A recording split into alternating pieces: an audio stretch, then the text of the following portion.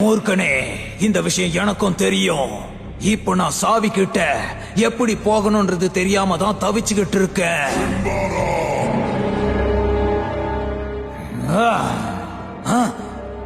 இந்த கோவிலுக்குள்ள என்னோட சக்தியும் எனக்கு கை கொடுக்க மாட்டேங்குது. இப்போ என்கிட்ட ஒரே ஒரு வழிதான் இருக்கு. நீங்க ஒவ்வொருத்தரா அந்த சாவி கிட்ட போகணும். நீ இப்ப முதல்ல போ.